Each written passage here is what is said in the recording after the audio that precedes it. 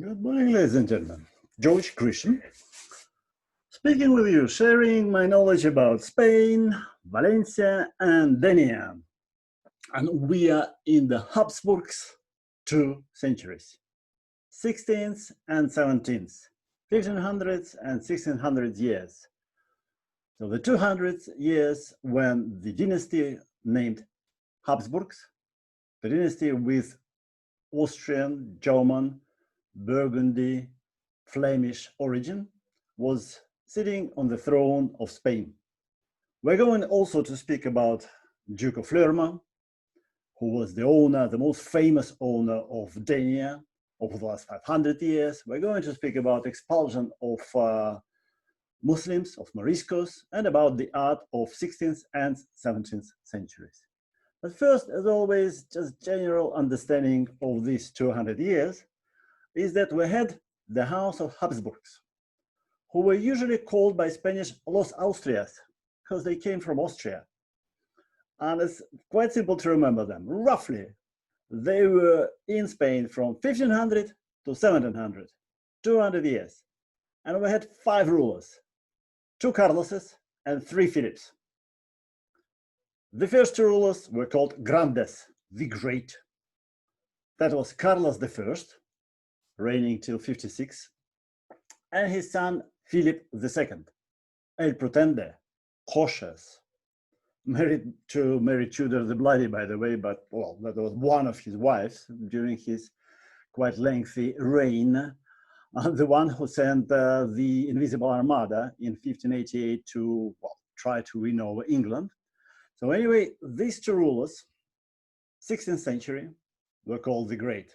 And then there were the minors, 2 Philips and 1 Carlos.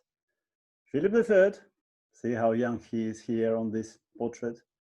Philip IV, who was called El Grande, the Great, El Rey Planeta, the king, the planet of the king, the king of the planet king.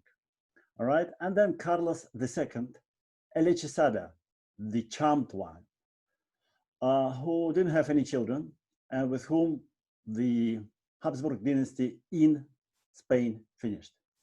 So Carlos I, Philip II, Philip III, Philip IV, Carlos II. 1516 to 1700, the Habsburgs in Spain, the rise and the fall of the dynasty. The rise.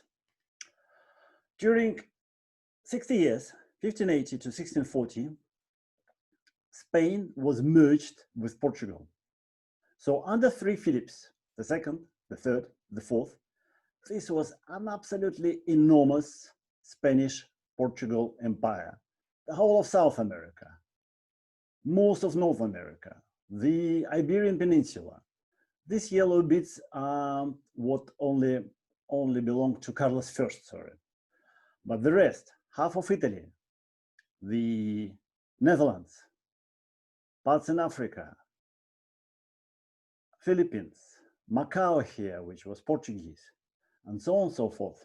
Spain plus Portugal, the biggest empire in the modern world, probably after the British Empire, probably at par of British Empire, because British Empire never had 1.5 of Americas.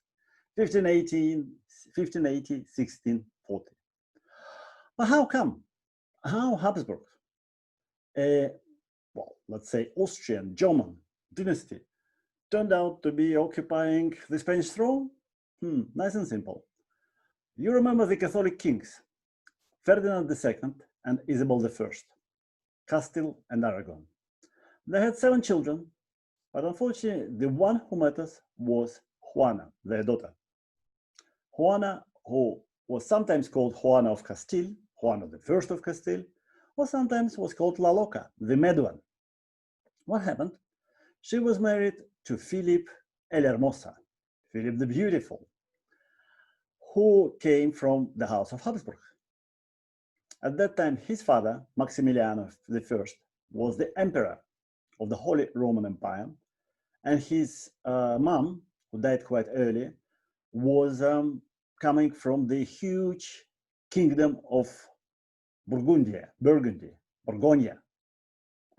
So Philip inherited quite a lot, And having married to Juana la Loca, well, they were masters of half of the Europe, with the only thing that when they were married, Ferdinand II was still alive. See, he died in 1516, Philip in 1506. They had a few children, of whom Carlos I is most important for us. Carlos I or Carlos V. We'll explain why he has two numbers after his name. So, a very interesting combination of dynasties. You have here Burgundy, you have here Austria, Tyrol, but also Flemish lands, Netherlands. You have here Castile, Aragon, Navarra, and Granada, all combined in one marriage. Juana I, Juana la Loca, to Felipe I El Hermosa, the beautiful one. Well, here at this picture, he doesn't look very handsome. But still, they had 6 children. He lived for 28 years. Yes, only 28 years. The thing was that when Juana's mother died, Isabel of Castile, her husband, Ferdinand II, couldn't reign Castile as a king. He was the king of Aragon, the king of Italy, or rather of Naples, of Sicily. So Philip I and Juana came to Castile from Netherlands, from Flemish lands where they lived.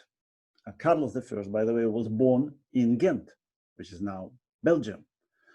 So they came to Castile, and of course, immediately there were two parties, Juana and Philip, against the supporters of Juana's grandfather, Ferdinand II. They started winning over when Philip, during some game, I don't remember was it tennis or football or something else, drank a glass of water and died in the young age of 28. Well, yes, of course there are lots of rumors about poisoning, but we can never know. It's never been proved. What happened further? Granada was the last Moorish kingdom to have been won by Ferdinand and Isabel. Ferdinand built there a fantastic chapel, the Chapel of the Race. Really beautiful. You can't take photos in there, but of course I was when we were there in Granada. So he built up this beautiful, beautiful chapel to have his wife, Isabel, and himself buried there. But Juana, being absolutely mad of love to her husband who died, Philip the Hermosa, the handsome, was trying to insist of having Philip buried here, in that particular chapel, in the royal chapel in Granada. Ferdinand refused.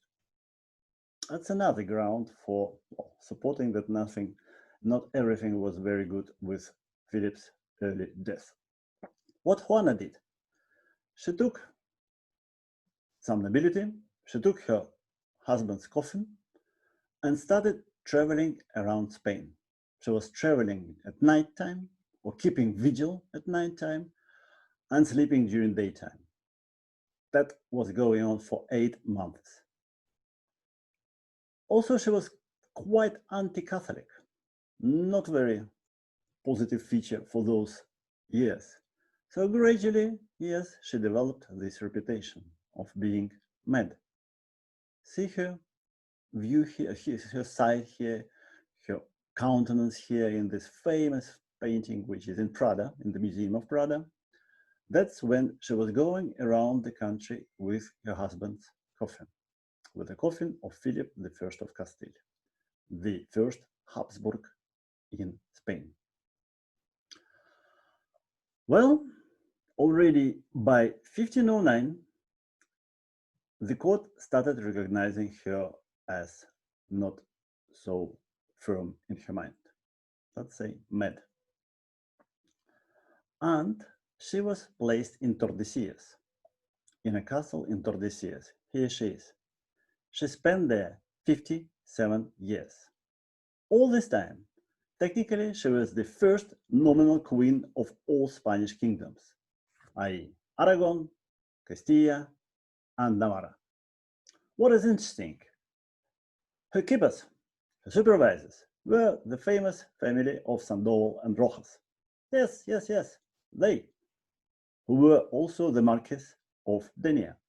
The second, the third, the fourth Marquis of Denia were interdeceas, were by Juana's court. Sometimes she was complaining that they were treating her too harshly, but they spent with her about 40 years in the same castle. We were there in Tordesillas. Tordesillas itself is not a very big town, and the palace or the castle is not huge either. So Juana spent there 57 years, whilst her son, Carlos I or Carlos V, was ruling the United Spain. What happened? Carlos had an empire. In 1515, his grandfather, Ferdinand II, conquered Navarra.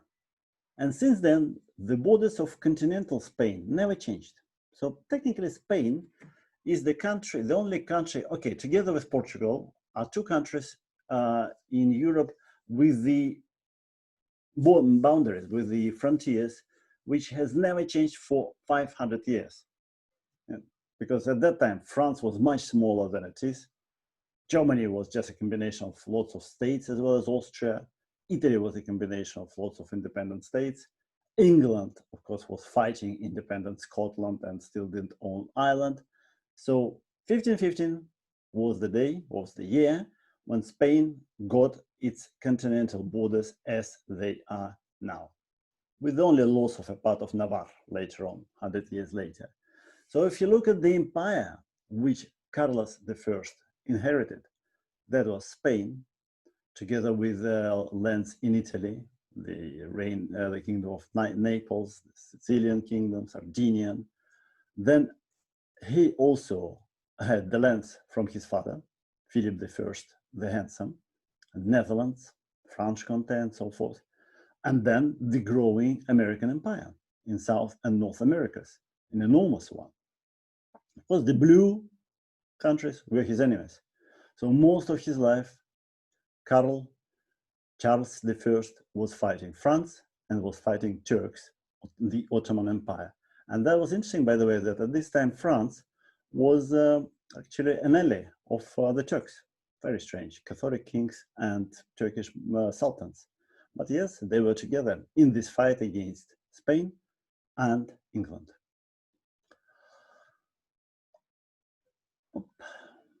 Yes, you can't read the whole slide, but very, very quickly, you see the life of Carlos I or the Fifth was as different as his coat of arms. So he was born in 1500, 24th February, 520 years ago, born during a ball in Ghent, in Belgium. He was brought up by Adrian of Utrecht, Adriano de Utrecht, who later on became Pope Adrian. His father died in 1516, and we know that his grandfather, Ferdinand II, died in 1516. His father, Philip the Handsome, died in 1506. His grandmother died, and his mother, Juana, was in Tordesillas, in prison. So technically, Carlos I became the king of Spain in 1516, in January, but only 15 months later, in April 1517, he was recognized by Pope Leo X, the Medici Pope. And for the first time, the same person became the king of Castilla, the king of Aragon, the king of Navarra. Technically, together with his mom, Juana, who was all these years until 1555 kept in Tordesillas. She never left there. November 1517, Carlos I finally comes to Castilla from Belgium, the modern Belgium, or from Flemish countries, meets his mother, Juana, in Tordesillas, and she is confirming that he can rule Spain in her name. But that had to be confirmed by all four consistent parts of the country. Four parts being Castilla and Leon, Catalonia, Aragon, and Valencia. So look at these dates. November 17, Juana confirms. February 18, the parliament in Castilla, Cortes, confirmed that he can become king with 4 conditions. He has to learn the language. He was not speaking Spanish at that time, Castilian. He has to treat his mother properly, Juana, of course. He was forbidden to export gold and horses out of Spain. Spanish stallions. And he was forbidden to appoint foreigners. Foreigners, by the way, were called Los Flamencos because they were coming from the Flemish lands. So flamenca is not very much a Spanish dance, of course. Anyway, that was only Castilla. He had to travel to Aragon, to Zaragoza, and it took him 2 months there to be recognized as a king, together with Juana as a queen. 1519, 2 months in Barcelona. Again, he's talking to the parliament. He's persuading the parliament that, being 19 years old, by the way, he is fit to be a king of the huge unified country. And yes, the parliament in Barcelona, the Cortes in Barcelona, again confirmed that he can rule together with Juana. But then what happens?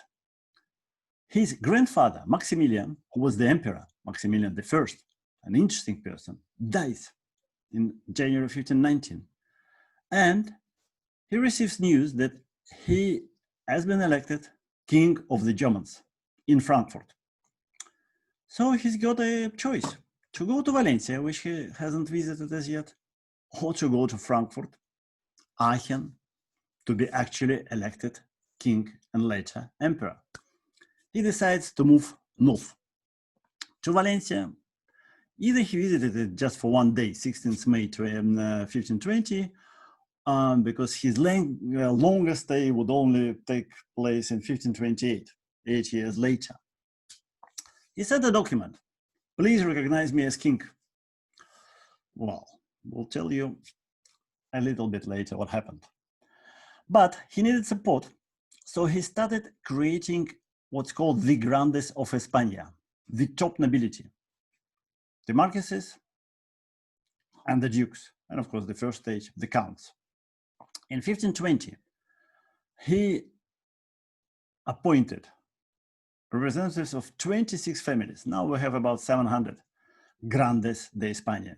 At that time, there were only 26 families, including the Marquess of Denia, including the Dukes of Medinaceli, who came to own Denia a little bit later, and so forth. So the 1520, the year of 1520 is important to understand as a year when the present-day Spanish nobility was created by Carlos I. And also simultaneously, when he had some time to sit down on his throne, he confirmed that the conquest of America is to go ahead.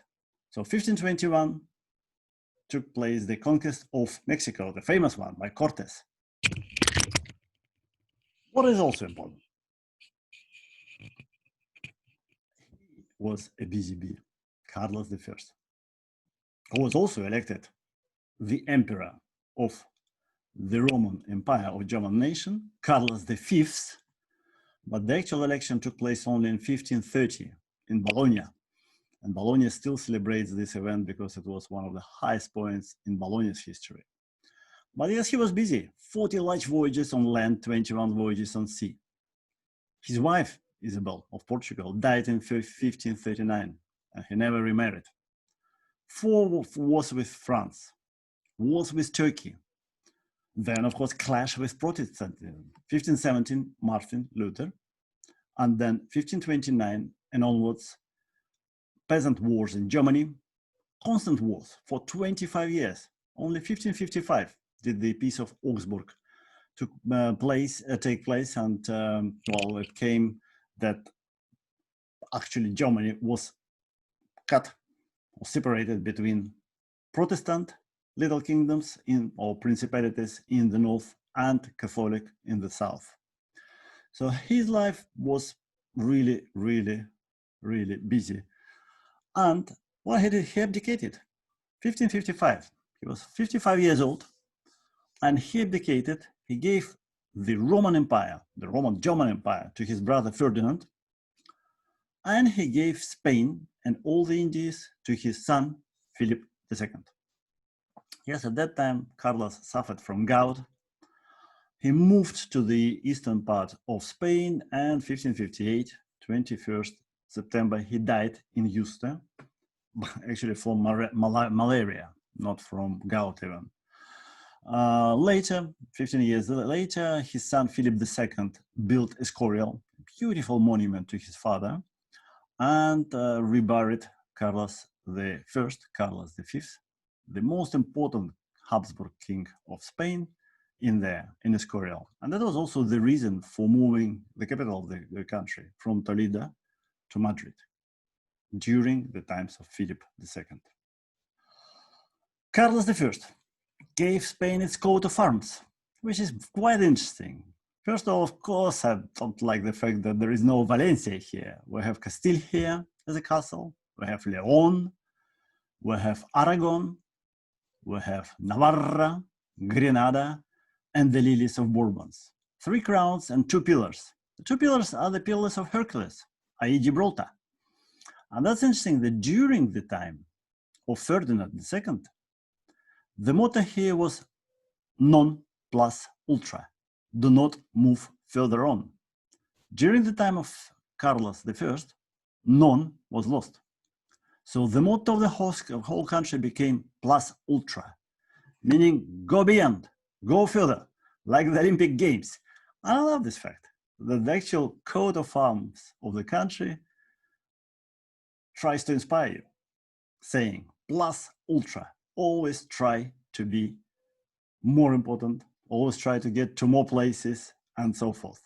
By the way, they're saying that the sign of dollar actually comes from these pillars here, from these 2 pillars here. Anyway, what happened in our Valencia in 1520? You remember that Carlos I visited Castile, visited Zaragoza, Aragon, visited Barcelona, but he never came to Valencia. Were Valencians very happy about it? No. By the way, Castilians were also unhappy because they got themselves a very young king.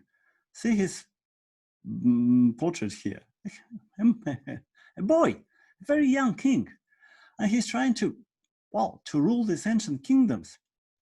The country saw 2 biggest uprisings in probably the last 1,000 years.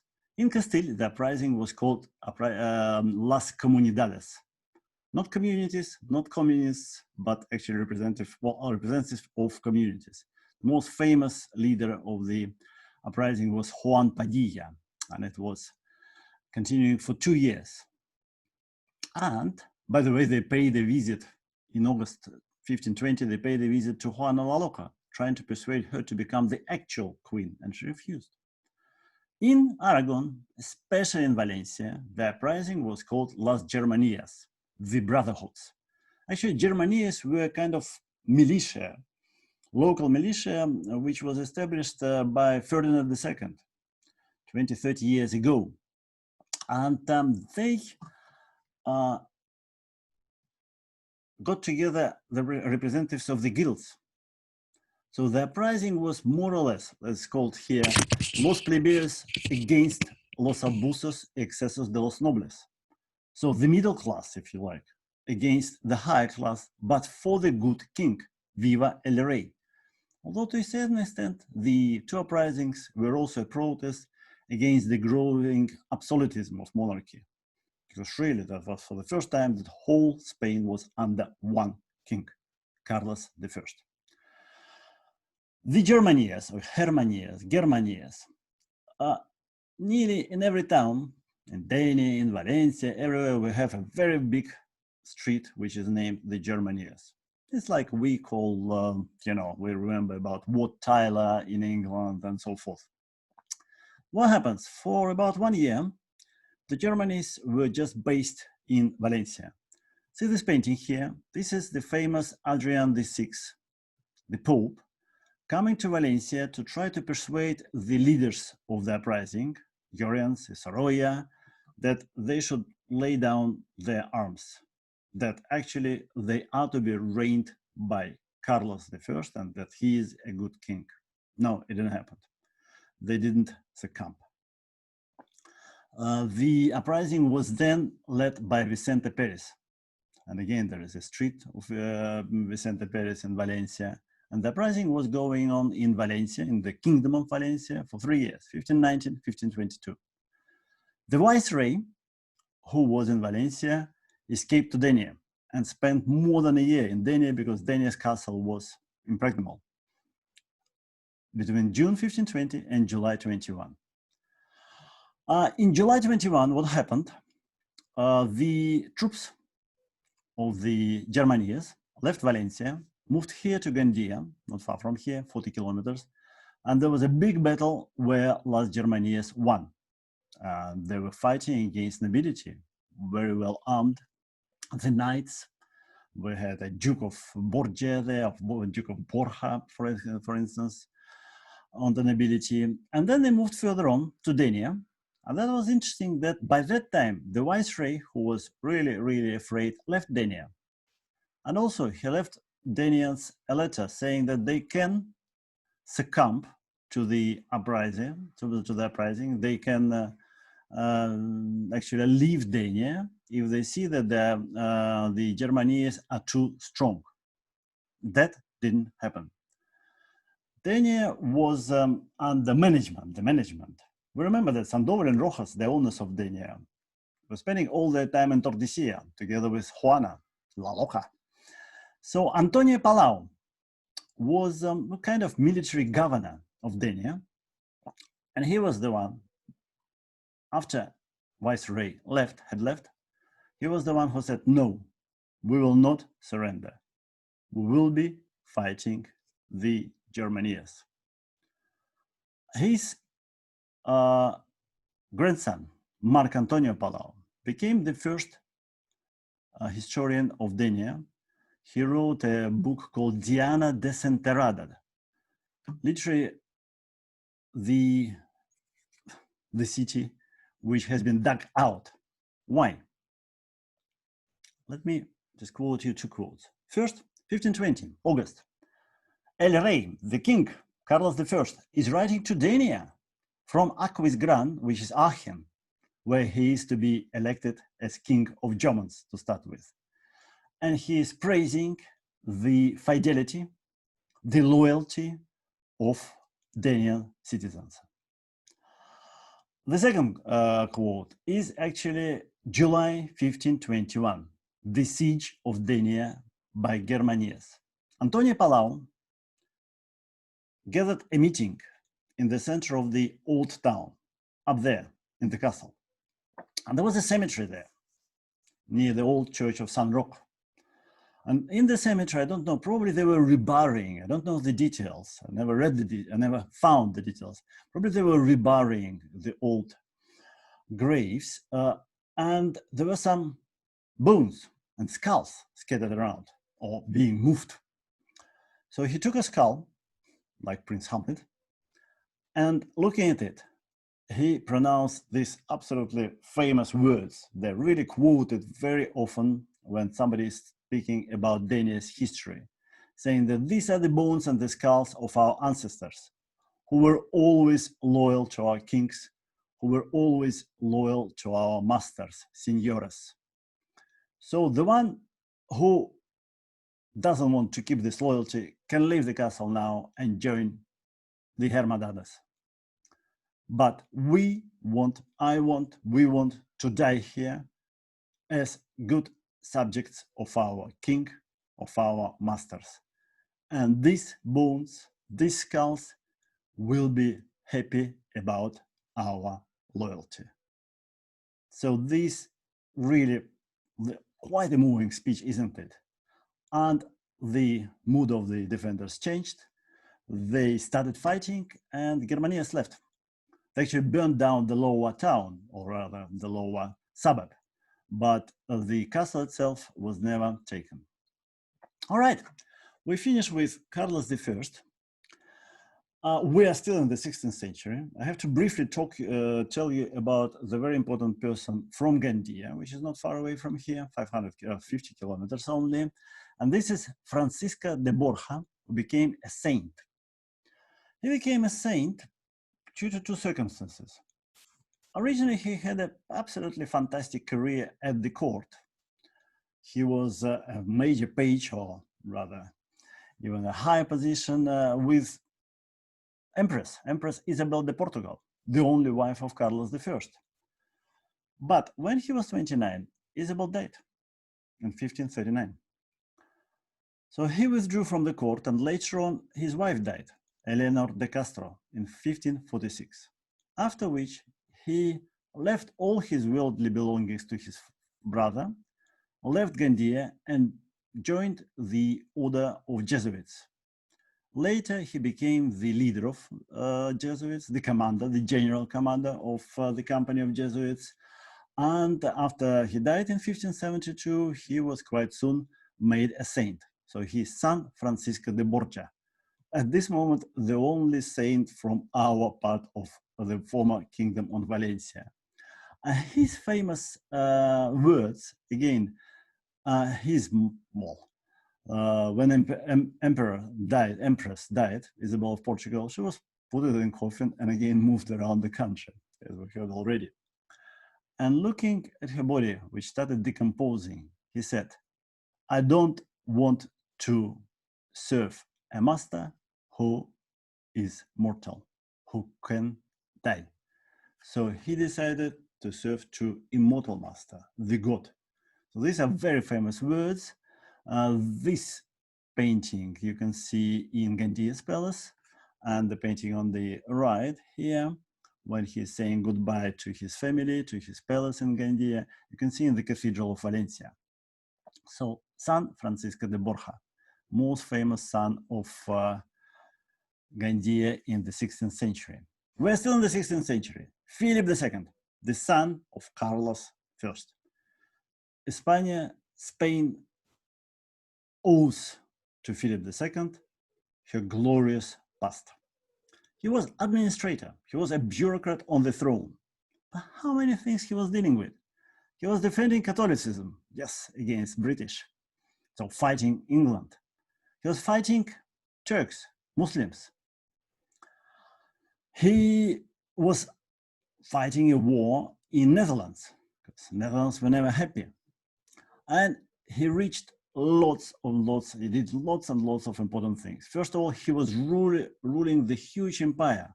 See, the whole Pacific Ocean was the Southern Sea for Spanish. And look how many exploratory voyages happened during these 2 centuries. He won over Turks. The Battle of Lepanto, 1571, is one of the most important battles in the history of wars between Ottomans, the Turks, and the West. And really, this naval battle actually stopped the Turks moving westwards. By the way, Cervantes participated in this battle. Of course, yes, we know he sent the Invincible Armada to England, 1588, and it was defeated, 1588. Why? Because he used to be the husband of Mary Tudor, the Bloody Mary. Also, he had to fight English pirates, a lot of whom were already started being active in the Caribbean. So yes, he was quite busy, and yes, he was ruling the empire after the abdication of his father, 56, till 1598, 32 years, working on his own. Yes, with some secretaries, but he was actually running this huge empire, Philip II, the bureaucrat on the throne. His were the time of culture. We're talking about the golden, excuse me, let's move, oops. We're talking about the golden age of the Spanish culture. Remember, we were talking about the golden age of Valencia, the 15th century. And now we're talking the golden age of the whole Spain, between 1492 and 1681, but really the highest point was 1560 to 1640, 3 Philips, the second, the third, and the fourth. Now, lots of names, you can read them, all of them. There were foreign painters, artists, active in Spain or in Netherlands, which were part of Spain, or in Flemish counties, Titian, Rubens, Bruegel, Bosque. There were local painters. First of all, Velázquez, Ribera, who came from Xàtiva, our neighbor, El Greco, Murillo, Zurbarán. Literature, Cervantes. Why do we have a monument to Cervantes, a bust of Cervantes in Denia? Because he actually got to Denia, to the port of Denia, after 5 years in prison in Algiers, where he got because of pirates. Lope de Vega visited Denia in 1599, and this plaque in Denia actually tells about his visit. We have a street in Denia called after Francisco de Quevedo, a humorist writer, a fantastic writer. We also had architectural gems, Escorial, Granada, the Palace of Carlos I, very interesting palace, a round one. We had music with Guerrero, Lobo, and so on and so forth. So really the golden age, 1560 to 1640, then Counter-Reformation came, which was quite, well, let's say, conservative. And of course, the culture started fading. One of the features of the culture were equestrian portraits. The first was done by Titian in 1555, of course, of Carlos I or Carlos V. Then 80 years later, 3 portraits were made by Velázquez. Why? Because Galileo Galilei in 1630 did a calculation how to paint a horse on 2 feet.